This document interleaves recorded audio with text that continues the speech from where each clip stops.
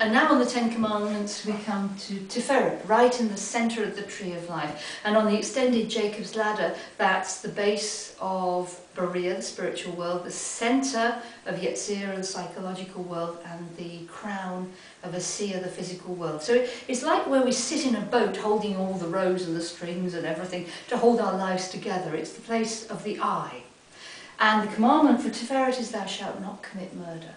So often we're told the commandment is thou shalt not kill, but it isn't, it's murder. The Hebrew word is retzach, which is very specific, murder. Now, that sort of makes it okay if you have to kill somebody in battle or somebody attacks you, but most people nowadays wouldn't be worried about that anyway. But what is important is the idea of committing psychological or spiritual murder. Psychological murder is when you destroy the truth in you and live a life for somebody else, because then you don't get to be who you were born to be. It's also psychological murder to destroy somebody else's life, to make them live the life that you want them to. And it's spiritual murder to destroy ideas. If you have a great inspiration and you don't do anything about it, you just say, oh no, no, not me, I can't do that, no, no, no, no, I couldn't do that. You are killing the idea that's come into you from Beriah and maybe even from the divine. Now, ideas will die on their own sometimes if they're not meant to be, but how many times have we had a great idea and then thought, oh no, I can't do that? And that is a form of spiritual and psychological murder.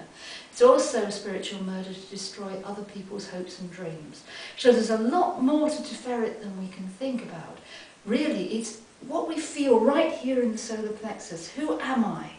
And as Joseph Campbell put it beautifully, how do I follow my bliss? What is bliss and how do I follow it? And some people actually would call committing suicide a form of murder, but nobody kills themselves unless they're in a desperate state. So that's a kind of different thing. It's kind of like self-manslaughter when the balance of the mind is disturbed. But even so, sometimes the deeply emotionally horrible state that a person who kills himself is in has come from years of murder, psychological and spiritual.